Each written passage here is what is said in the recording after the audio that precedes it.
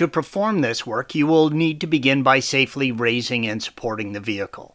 Please follow the link provided at the end of this video for additional assistance with that task.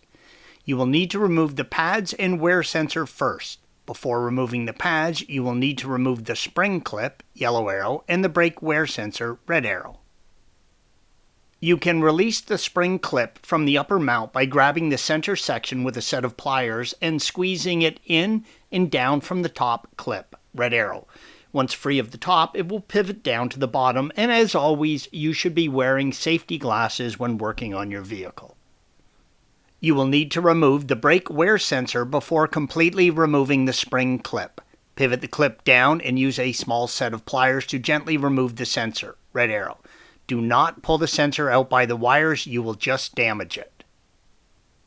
You are going to need to bleed the system when installing new calipers, so opening the bleed screws will make getting the old pads out easier. Remove the protective cap, green arrow, and use an 11mm flare nut wrench, red arrow, to open the bleed screw, yellow arrow. Connect a catch line to a catch bottle, red arrow, so you can collect the fluid as it escapes the caliper. Always properly dispose of brake fluid and any other fluid you remove from your vehicle. Brake fluid is toxic to people, animals, and the earth. The front brake calipers can be difficult to compress to remove the brake pads. Sometimes you can wiggle them until you can get a large flathead screwdriver between the pads and rotors. I had to place a rag between the caliper to protect the paint and use a set of pliers to squeeze the pads and calipers together. With the pistons in the caliper pushed back in, you can simply pull the pads out. The red arrow points to the flexible brake line on the front of the car that needs to be removed to replace the caliper, but unless they are new, this is also a good time to replace the lines with new ones. The yellow arrow points to the fitting on the hard brake line that needs to be released using an 11mm flare nut wrench on the hard line and a 17mm wrench holding the rubber line. The green arrow indicates where the flexible line connects to the caliper. You'll need a 14mm flare nut wrench for this. If you're going to want to remove the line at the fender connection and not the caliper first. If you try and remove it from the caliper first, the line will not turn freely and will bind. Begin by pulling the line out from the mounting bracket on the strut. There should be a rubber grommet on the line to protect it, red arrow. Remove the mounting clip that holds the lines to the body bracket by pulling it out with a set of pliers. The required tool is an 11mm flared nut wrench, red arrow, that fully wraps around the brake line nut, yellow arrow. If you use a standard wrench, then there is a high chance of rounding off the corners and permanently damaging the hard brake lines. These fittings are not very strong and will become stripped if you don't use one of the flared nut wrenches. The other disastrous thing that can happen is the fitting can get stuck to the rest of the hard line. The fitting is supposed to turn and rotate on the end of the line, but sometimes it becomes too corroded to break free.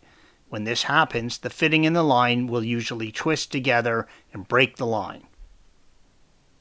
Be careful when you are removing this fitting to make sure you are not twisting the line. You should counterhold the flexible line with a 17mm wrench, red arrow, while turning the hard brake line with an 11mm flared nut wrench, yellow arrow. With the lines separated, fluid will drip out. Either plug the end of the line or be prepared to catch and dispose of it correctly. With the lines separated, you can see the delicate flare on the end of the hard line, red arrow, and some of the corrosion that has built up, yellow arrow. Never put any sort of Teflon tape or Loctite on the threads, yellow arrow, or the fitting. With the lines separated, you can use a 14mm flared nut wrench and remove the other end of the line from the caliper. It is easier and safer to remove the flexible brake line from the caliper once the caliper is off. That way you do not need to worry about brake fluid splashing onto the paint as you remove it. But it is a good idea to use a 14mm flared nut wrench and loosen the line, red arrow, while the caliper is still attached to the spindle. Use a 19mm socket and remove the two mounting bolts from the rear of the caliper, red arrows. Use care, as once the bolts are removed, the caliper is free and can fall. You can now remove the caliper from the spindle and rotor. Installation is the reverse of removal.